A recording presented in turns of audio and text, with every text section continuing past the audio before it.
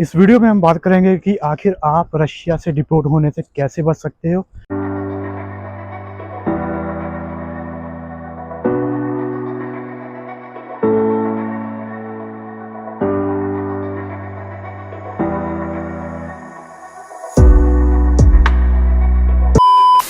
Hello दोस्तों, good afternoon, welcome back to new video. उम्मीद करता हूं कि आप सब बढ़िया होंगे। तो चलिए आज की वीडियो स्टार्ट करते हैं। आज अपन बात करेंगे सबसे मेन टॉपिक के बारे में कि आप रशिया से कैसे डिपोर्ट होने से बच सकते हो। आपको पता ही है कि अगर आजकल बहुत सारे लोगों को रशिया डिपोर्ट कर रहा है, उसके बहुत सारे कारण हैं और one by one upon discuss करेंगे कि कौन कौन से उसके कारण हैं और आप कैसे डिपोर्ट होने से बच सकते हो। तो चलो अपनी वीडियो स्टार्ट करते हैं।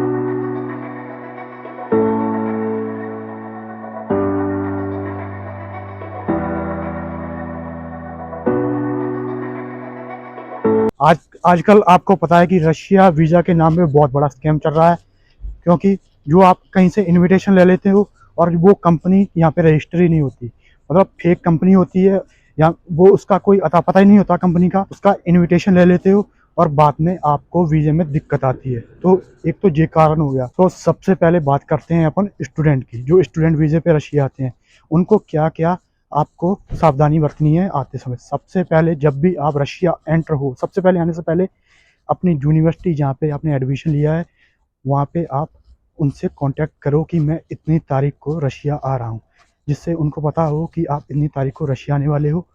क्यों पता हो?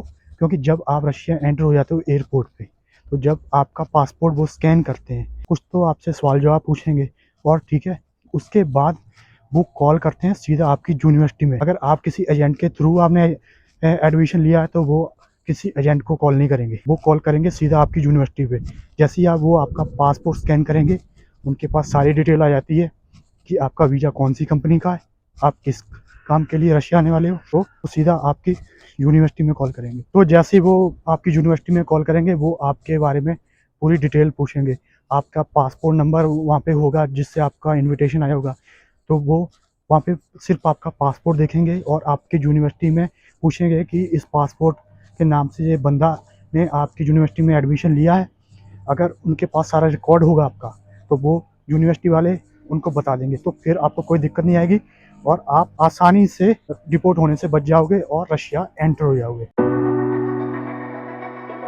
इसके बाद दूसरे नंबर पे आपको क्या क्या रखना है कि अपने डॉक्यूमेंट का, जिसमें आपका इनविटेशन लेटर, आपका वीज़ा देखना है, आपका रीचेक करना है कि वीज़ा आपका सही है, कोई गलत वीज़ा तो नहीं लग गया है।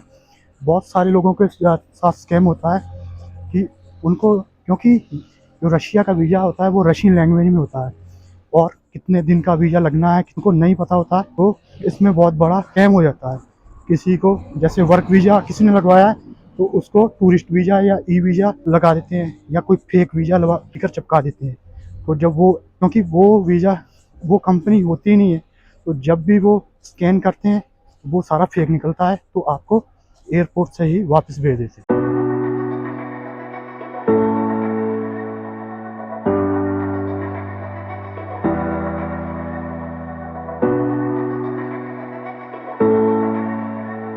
तो सबसे पहले आपने अपने डॉक्यूमेंट का ध्यान रखना है। सबसे पहले अपना पासपोर्ट चेक करना है, अपने जितने आपका इनविटेशन लेटर चेक करना है। उसके बाद आपने क्या करना है, जो आपने अपनी यूनिवर्सिटी में फ़ीस भरी होगी उसकी रसीद ऑनलाइन या ऑफलाइन जैसे भी आपको, वो आपके पास होनी चाहिए। और आपकी प्रोफाइल ऐसे स्टूडेंट लगनी चाहिए। जैसे ही आप एयरपोर्ट पे इमिग्रेशन काउंटर पे जाओगे तो वो आपसे पूछेंगे कि आप कैसे आए हो, आप क्या करोगे, मतलब आपसे सवाल जवाब पूछेंगे। आपका पासपोर्ट देख के, आपका हुलिया देख के आप नर्वस तो नहीं हो रहे। अगर आप ऐसे नर्वस हो गए वहाँ पे, तो भी वो आपको रोक लेते हैं और 2-3 घंटे वहाँ पे बैठा के रखेंगे, जिससे आपको दिक्कत आ सकती है। अब अच्छा, बात करते हैं दूसरा मेन कारण जिससे ज़्यादातर इंडियंस को डिपोर्ट करते हैं।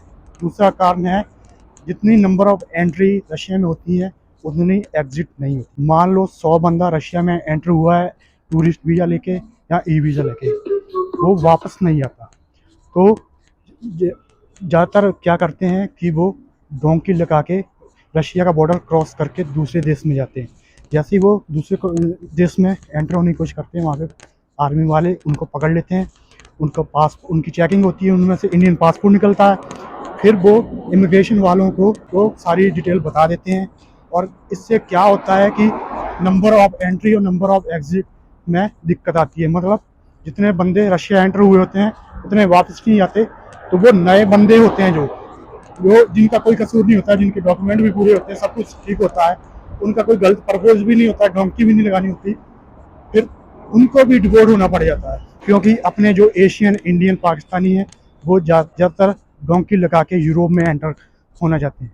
आपको पता ही है कि रशिया से ही आपको यूरोप में आसानी से एंटर हो सकते हैं। तो बहुत सारे लोगों का बस एक ही एम होता है कि बस रशिया से यूरोप की तरफ डोंकी लगा के निकल जाएं। उसमें वो पकड़े भी जाते हैं। पीछे आपने केस भी सुना होगा कि आर्मी वालों ने जैसे पकड़ लिया था तो उनको कहा था या तो हमारी आर्मी में ज्वाइन कर लो या फिर हम आपको डिपोर्ट कर देंगे। तो ये चांस भी बहुत बार होता है।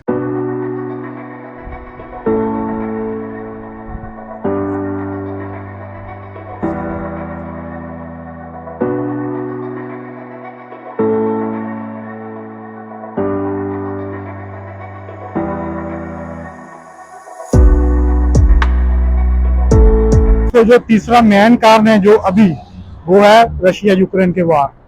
क्योंकि आपको पता है कि अब वार और तेज हो चुका है और जितने भी यहाँ पे यहाँ पे डॉक्यूमेंट की प्रोसेस है वो बहुत ही स्ट्रिक्ट हो चुकी है। और जितने भी यहाँ के नेबर के कंट्री के लोग यहाँ पे पहले काम करते थे, जैसे उज्बेकिस्तान के और कजाकिस्तान, तुर्कमेनिस्तान और 3-4 कंट्री जितने भी नेबर रशिया के पहले रशिया के पार्ट थे, तो वो उनको इन्होंने डिपोर्ट कर दिया है। क्योंकि उनके ना डॉक्यूमेंट अब बन नहीं रहे हैं, तो इन्होंने बहुत लॉ स्ट्रिक्ट कर दिया है कि डॉक्यूमेंट का। तो इसलिए जो इनको दिखता है उनको डिपोर्ट कर देते हैं। और इन्होंने चेकिंग भी बहुत स्ट्रॉन्ग कर दी है। रोडों पे जिसको मर्जी चेक करते हैं, मतलब जो दूसरी कंट्री का होता है उसके डॉक्यूमेंट देखते हैं।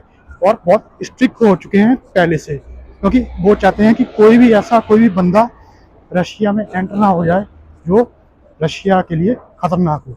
तो दिक्कत ज़्यादातर उन्हीं को आते हैं जिनका फ्रेश पासपोर्ट होता है और जिन्होंने पहले कभी इंटरनेशनल ट्रैवल नहीं किया होता, जिनको नहीं पता कि इमिग्रेशन वालों के सवाल जवाब का आंसर कैसे देना है। तो क्या होता है कि जब भी हमने जैसे कभी इंटरनेशनल ट्रैवल नहीं किया तो वो हम नर्वस हो जाते हैं।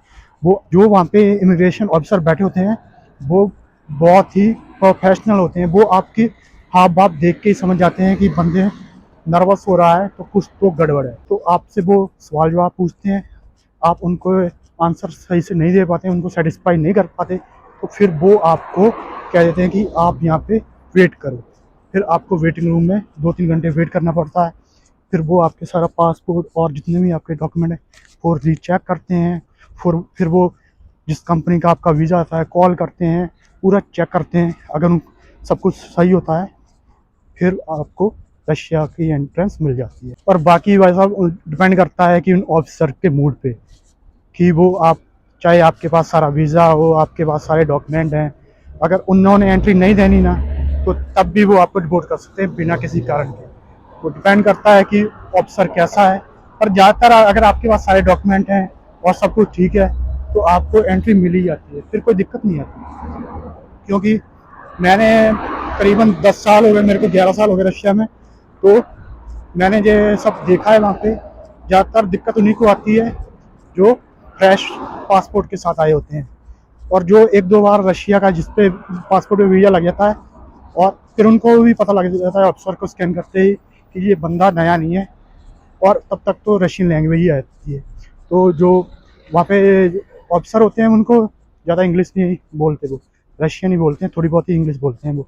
तो जैसे आप भी आगे से रशियन बोलते हो, रशियन में आंसर देते हो, तो वो उनको लगता है कि हाँ बंदा तो पुराना हो गया यहाँ पे, फिर कोई दिक्कत नहीं। तो मेरा वीडियो बनाने का मोटिव यही था कि जब भी आप आओ अपने डॉक्यूमेंट चेक करके आओ, अपना इन्विटेशन चेक करो सही है, आपका वीज़ा सही है, ठीक है, और कोई दिक्कत नहीं आती। अगर सबसे मेन है आपके डॉक्यूमेंट सही है तो आपको आसानी से आप रशिया एंटर हो जाओगे और अच्छी कमाई कर सकते हो। आप अगर स्टडी के लिए आने वाले हो तो स्टडी अच्छे से स्टडी कर सकते हो, साथ में पार्ट टाइम जॉब करके आप अच्छी खासे पैसे भी कमा सकते हो। तो उम्मीद करता हूँ कि आपको ये वीडियो अच्छी लगी होगी, और वीडियो अच्छी लगी तो वीडियो को लाइक करना, और जिसने अभी तक चैनल सब्सक्राइब नहीं किया तो चैनल को सब्सक्राइब करना।